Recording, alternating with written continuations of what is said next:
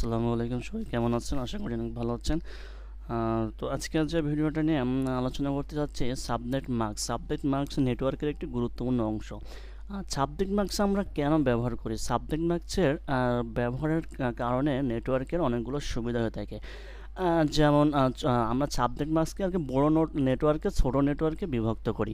আর subnet মাস্কের কারণে কি হয়, নেটওয়ার্কের ট্রাফিক এবং যানজট কমায়, এবং সাবনেট মাস্কগুলোর সম্প্রচার ডোমেনকে সীমিত করে এবং অনুমোদিত অ্যাক্সেসের জন্য সমগ্র নেটওয়ার্কে প্রবাহিত করা কঠিন করে তোলে, এবং আম, স্থানগুলি আরও ভালো ব্যবহার করতে সহায়তা করে। এবং ডাটা তো আমাদের একটা প্যাকেট আকারে, রুট আকারে আমাদের নেটওয়ার্কে আসে, এবং নেটওয়ার্ক থেকে যে রিসিভ যে চেন করার পরে রুট আকারে যায়, তারপরে সেটা রিসিভ করে।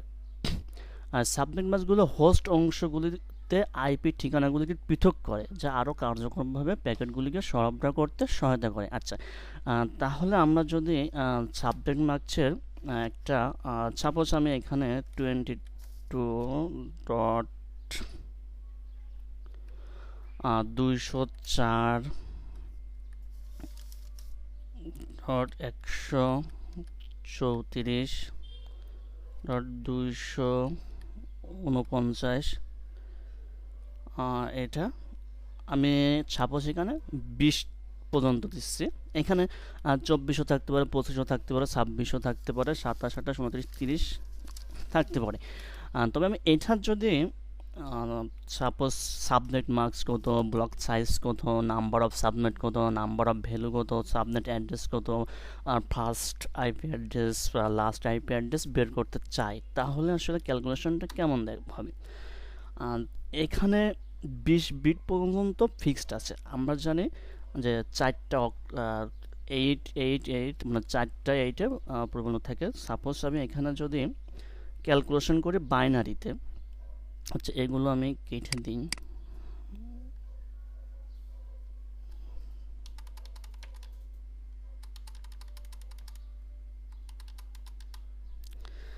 আচ্ছা, তাহলে এখানে প্রথম 20 পর্যন্ত ফিক্সড থাকবে। তাহলে ওয়ান ওয়ান, চারটা, পাঁচটা, ছয়টা, সাতটা, আটটা ডট, তারপরে ওয়ান টু, চারটা, পাঁচটা, ছয়টা, সাতটা, আটটা, তাহলে 16 হয়েছে। তাহলে আমাদের কয়টা পর্যন্ত ফিক্সড থাকবে বলছে?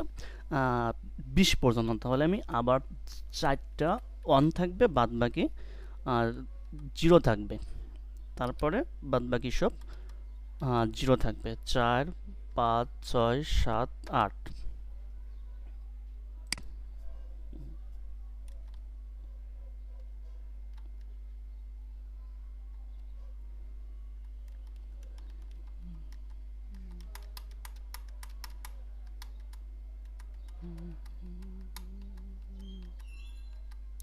আচ্ছা, তাহলে এখানে যদি আমি 8টা বিট, ওয়ান মানে 255, তাহলে এখানে 255 হবে, কিন্তু এখানে হবে কত? 240। 240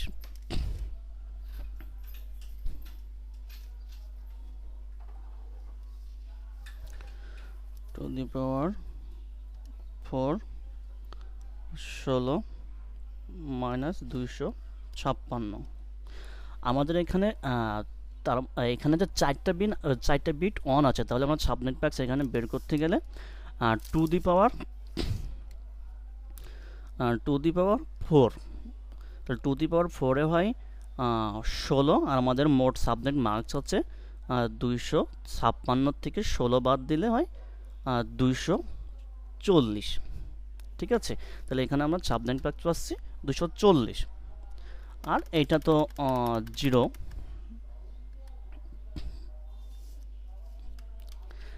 ঠিক আছে, এটা সাবনেট মার্কস।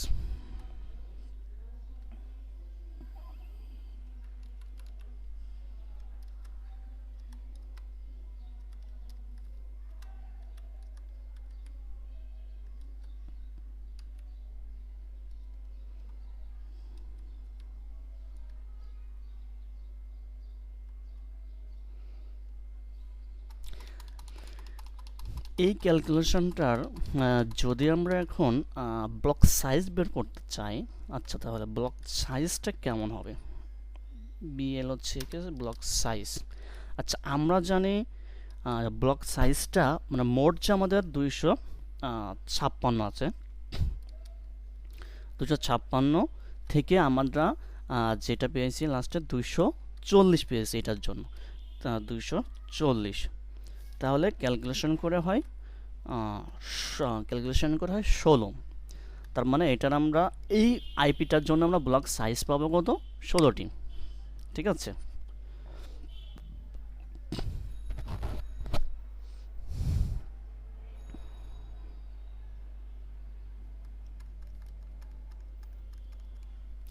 আচ্ছা তারপরে যদি আমরা বের করি number of valid, number of value হতে পারে বা নাম্বার অফ সাবনেট হতে পারে।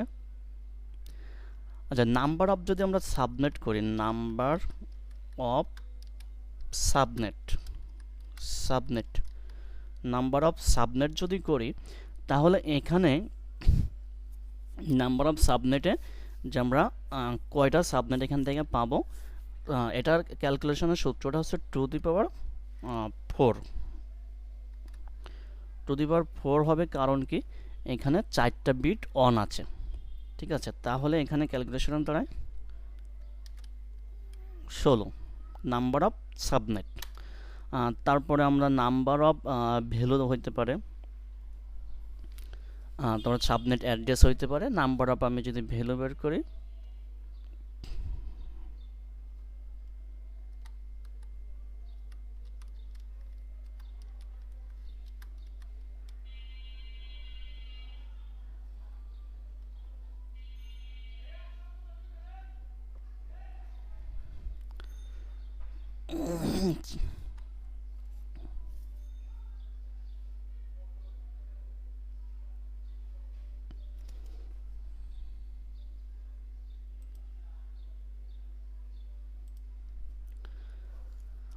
নাম্বার অফ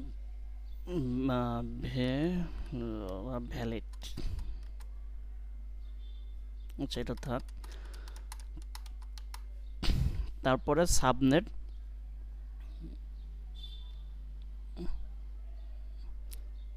এটা করেই দিই নাম্বার অফ ভ্যালু, অর্থাৎ আমরা কয়টা এখানে কাজে লাগাইতে পারবো এটা আমাদের তাহলে 2^4 হয় -2 হয় সবসময়। 2^4 এখানে 16 -2 14। তারপরে যদি আমরা সাবনেট অ্যাড্রেসটা বের করি, সাবনেট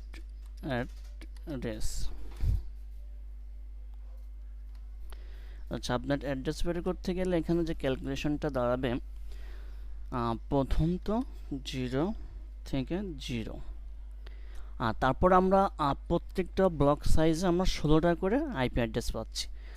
তাহলে যে জিনিসটা দাঁড়াবে এখানে 16.0, তারপরে 32.0, তারপরে 32-এর পরে 48.0, তারপরে 48-এর পরে যদি 16 করি, 48 যোগ 16 64.0, তারপরে 64-এর সাথে যদি 16 করি, 64 যোগ 16 80, 80.0, তার সাথে যদি 16 করি 96.0, তার সাথে যদি 16 করি 112.0, তার সাথে 16 করলে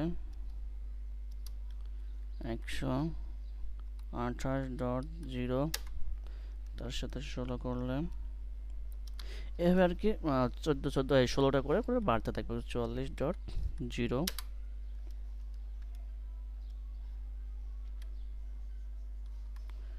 60.0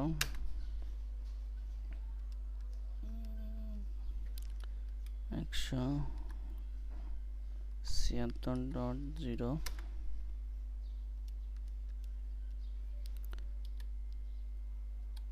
192.0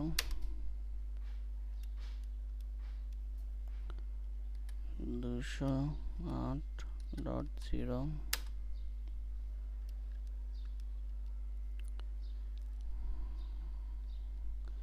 224.0 যোগ 16 240.0। এই যে 240 পর্যন্ত চলে এসেছে। আচ্ছা, এখানে যদি এটা তো এভাবে 16 করে বাড়তে থাকবে সাবনেট অ্যাড্রেসটা। তারপরে যদি আমরা বের করতে চাই ফার্স্ট ভ্যালিড হোস্ট কত, ফার্স্ট ভ্যালিড হোস্ট, সেটার জন্য আমাদের ফার্স্ট ভ্যালিড হোস্টের জন্য প্রথম তো 0.1 0.1, তারপরে 16.1, এভাবে বাড়তে থাকবে। আর এই যে আমরা 16টা করে পাচ্ছি, এর ভিতরে যদি আমি বের করতে চাই যে লাস্ট ভ্যালিড হোস্ট কত, তাহলে অবশ্যই 15 হবে। লাস্ট ভ্যালিড হোস্ট, অর্থাৎ 16টা করে পাচ্ছি, 16টার আগের যে আইপিটা সেটাই হচ্ছে লাস্ট ভ্যালিড হোস্ট, তাহলে এখানে 15 হবে, 15। এবং লাস্টে যেটা পাচ্ছি সবসময় 254, লাস্ট 15 254, 15 254, এভাবে বাড়তে থাকবে। 31 254, এভাবে বাড়তে থাকবে, প্রত্যেকটার জন্য আলাদা আলাদা হবে। আচ্ছা, এখানে ক্যালকুলেশন যদি করি,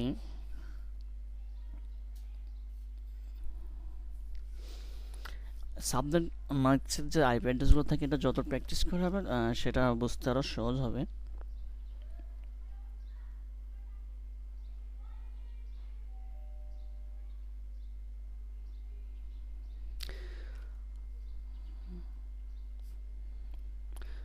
তাহলে এই যে এখান থেকে অনেকগুলো ক্যালকুলেশন বের করতে পারছে।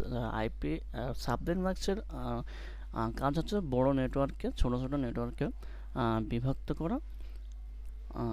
আচ্ছা, সবাই ভালো থাকবেন। আজকের ভিডিও এই পর্যন্তই। শুভকামনা সবার জন্য।